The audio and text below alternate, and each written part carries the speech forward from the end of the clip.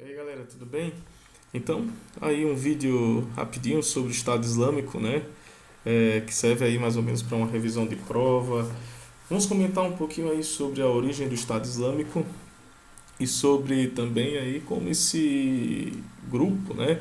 Esse grupo extremista, né? Ele conseguiu crescer na região, tá legal? E aí ver também o que está acontecendo hoje na região e os próximos problemas que podem surgir nessa área que é o Oriente Médio, tá bom? Essa área que foi dominada pelo Estado Islâmico durante muito tempo. Então, vamos lá um pouquinho sobre a origem, é o que vocês estão vendo aí na telinha, né, a origem do Estado. Nós podemos destacar o seguinte, tá? Lembrem-se que o Iraque, ele sofreu uma intervenção em 2003 por parte dos Estados Unidos, tá? E entre 2013 e 2006 houve um intenso confronto, né, depois que as tropas americanas conseguiram dominar o território iraquiano, tá? Parece meio contraditório, né, o confronto depois do domínio, mas foi assim que aconteceu. Nesse período, os grupos terroristas passaram a utilizar principalmente a Al-Qaeda, né, que vocês estão vendo aí, a Al-Qaeda no Iraque, né, um núcleo dela no Iraque, começou a utilizar táticas de guerrilha, táticas de terrorismo. Né? Então, o terrorismo foi bastante utilizado, né? Carro-bomba explodindo em pontos da cidade, né? Homens-bombas. Né? Isso foi muito comum em Bagdá, em várias cidades iraquianas, né? Durante aí o período que os Estados Unidos já tinham conseguido dominar, né? Conseguiu intervir no Iraque, né? Tirar Saddam Hussein do poder. Tá? Então foi um período muito conturbado, né, entre 2003 e 2006, ok?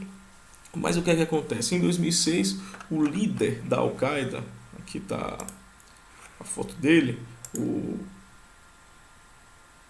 o líder da Al-Qaeda, o Azarkawi, né, que vocês estão vendo aí, ele foi morto em 2006, tá, pelas tropas americanas. Isso, né, acabou resultando em uma fragilidade da Al-Qaeda no Iraque, né, esse grupo que começou aí a espalhar o terror no país.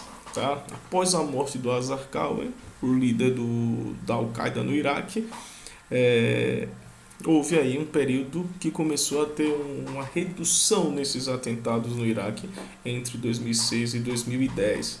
Tá?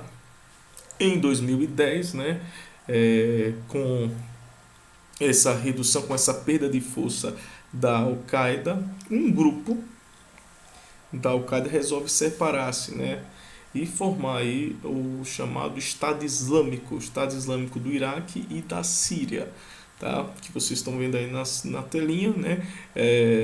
Aí liderados pelo al-Baghdadi, certo? Então esse foi o líder, né? E é o líder do Estado Islâmico, tá? Ele cria o grupo, né? E a gente vai ver daqui a pouco os objetivos do al-Baghdadi, ok? Nesse caso, lembrar que o Iraque era um ambiente propício para que esse grupo crescesse, porque posteriormente, em 2011, né, o Barack Obama, né, ele tinha prometido na sua campanha de retirar as tropas americanas do Iraque. Né, e o último comboio praticamente sai aí em 2011. Né, então há essa redução, né, de resistência a esses grupos terroristas na região.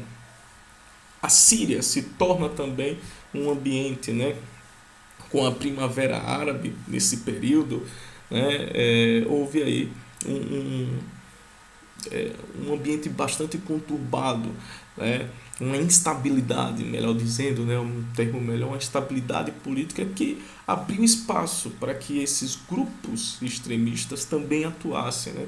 E foi o que aconteceu, né? O Estado Islâmico encontra na Síria um ambiente também excelente para sua atuação, né? E consegue se expandir, né? Então aí justifica a expansão no Iraque, as tropas americanas, né, essa saída das tropas no governo do Barack Obama, que foi uma promessa dele de campanha, e também a instabilidade na Síria com a Primavera Árabe, com a guerra civil na Síria. Tá? Então isso ajudou o Estado Islâmico a se expandir na região. Né? Lembrando que o Estado Islâmico então é uma dissidência da Al-Qaeda. Né?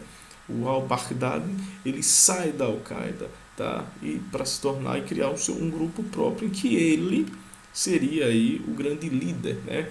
Nesse caso, o objetivo do al-Baghdadi seria a criação de um califado, né? Um califado seria um reino islâmico, né?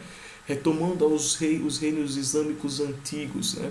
O al-Baghdadi tinha isso em mente, tá? Então esse califado ficaria entre o Iraque e a Síria, né? Dominar esses territórios e criar esse califado nessa região, ok?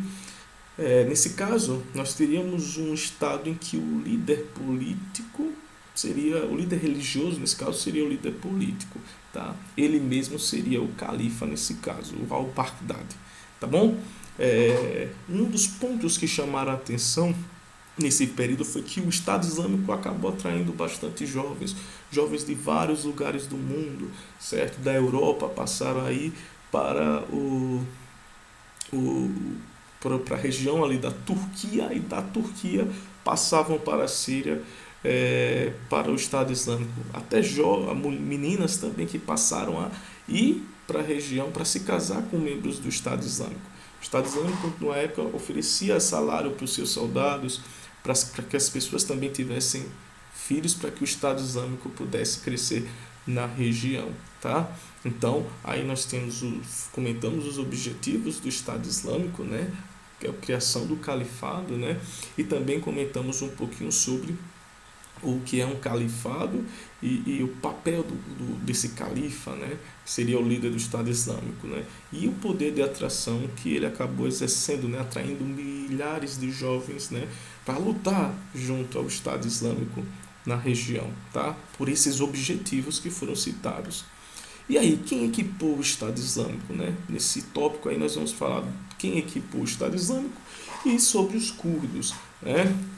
O Estado Islâmico ele acabou sendo equipado, né, por países que estavam querendo a queda do Bashar al-Assad na Síria, tá?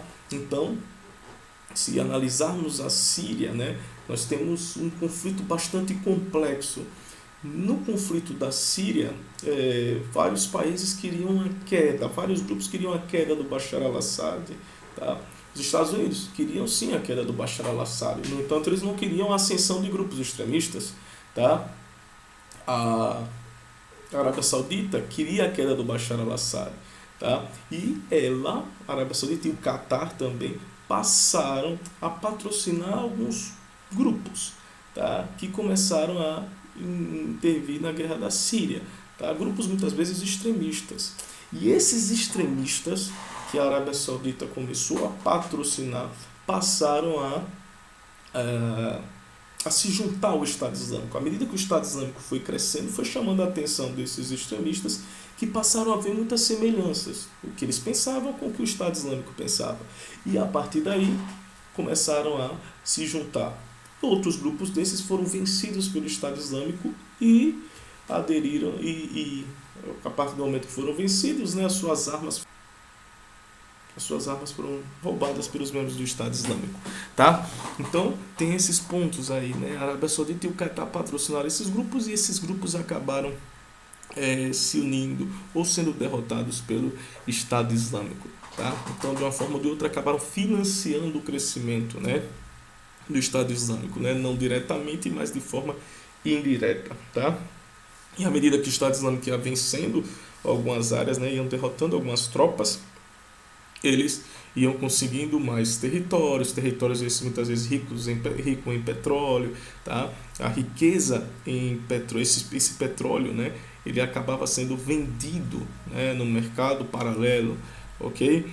E muitas vezes saqueavam as cidades também que eles iam conquistando, ok? Então, aí só para a gente ter essa relação, né?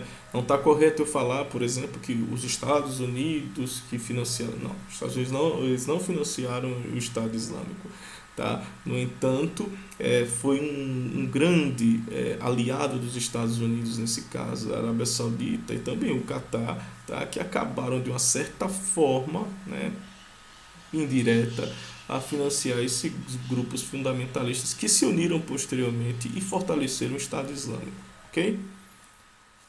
Aí nós iremos